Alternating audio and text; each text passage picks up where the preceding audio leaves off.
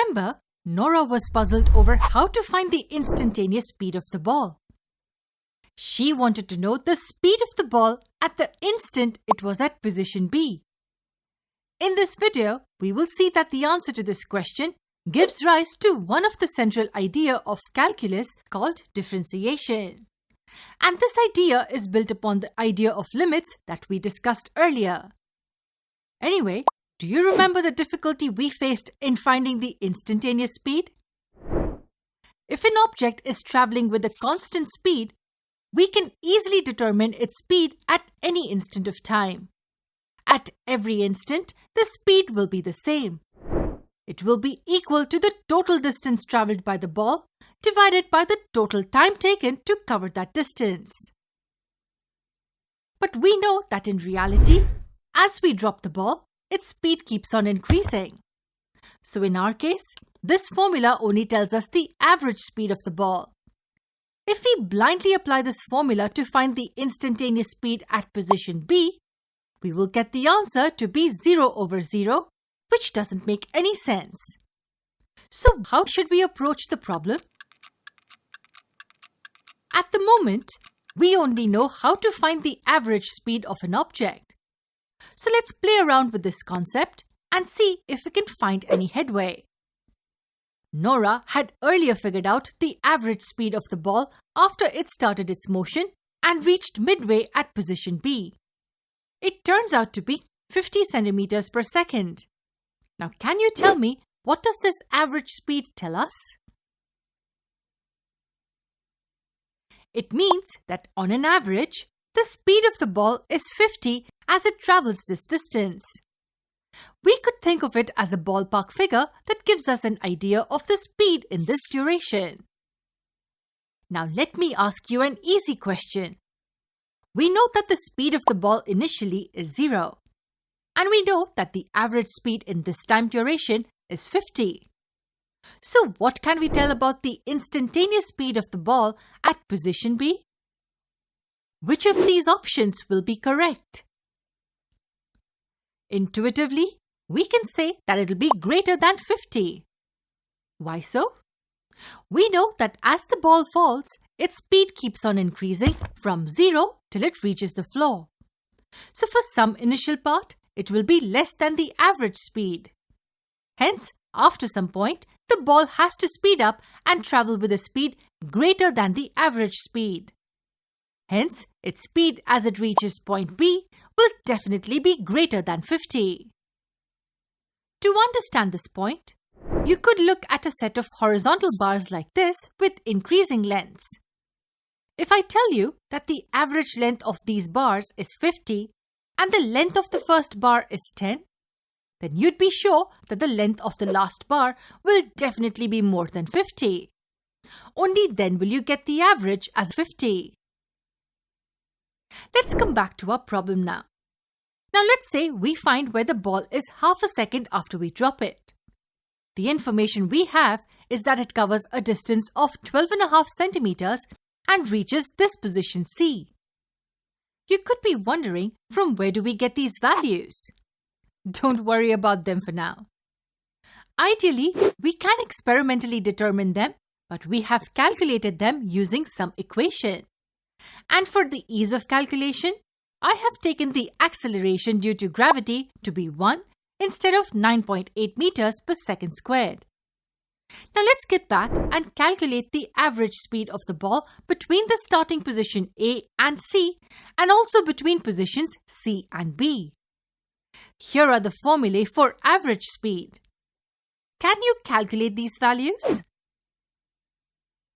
The values turn out to be 25 and 75 respectively.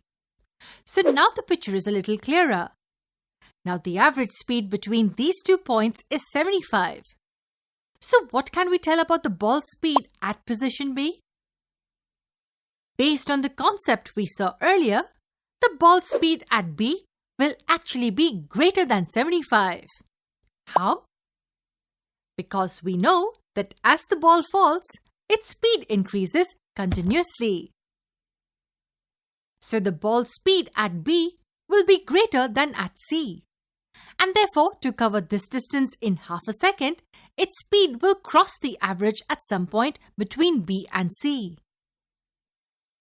With the information given, we've concluded that the instantaneous speed of the ball at B will be definitely greater than 75. We still haven't got the answer to the instantaneous speed of the ball at position B. And how do we get that answer? For that, let's ask ourselves a question. What happens after the ball crosses position B? It's obvious that at any point below B, the ball's speed will be greater than its speed at B. And that tells us something even more interesting.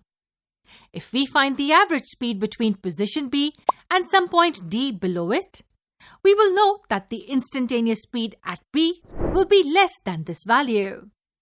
So if the average speed of the ball between B and D is, say, 112.5, then we can say that the instantaneous speed of the ball at B will be definitely lesser than this value. What we're trying to do here is get a range. We will continue this in the next part. Our goal is to find the instantaneous speed at B, and we know that it's greater than 75.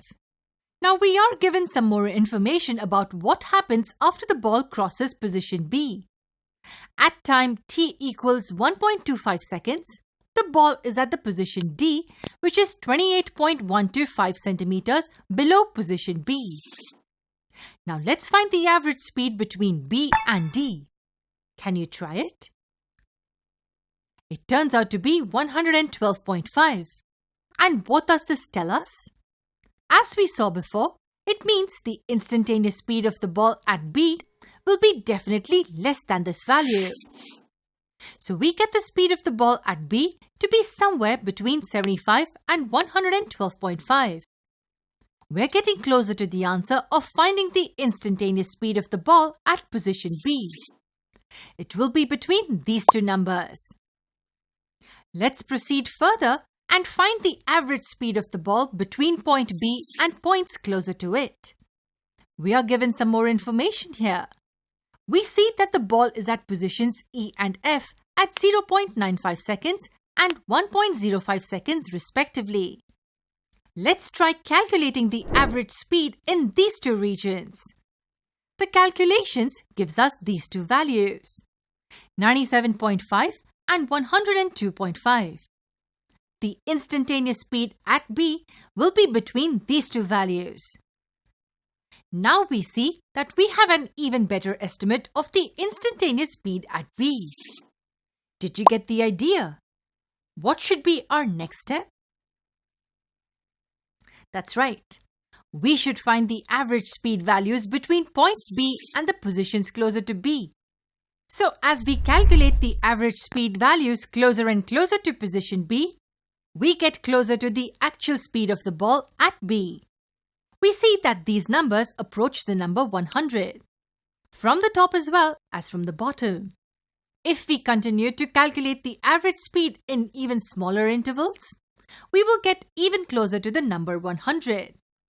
So we can conclude that the instantaneous speed of the ball at B will be 100 centimeters per second. This is the basic idea. We get closer and closer to the answers with this approach. We see that the average speed approaches a number, which will be the speed of the ball at position B. This process is called the limit process. We say that in the limit this time interval gets closer and closer to 0, the average speed of the ball approaches the instantaneous speed of the ball. Nora's problem is now resolved. She knows a way to find the instantaneous speed of an object. She realizes that understanding calculus is easy. It's just our knowledge of algebra stretched to a limit.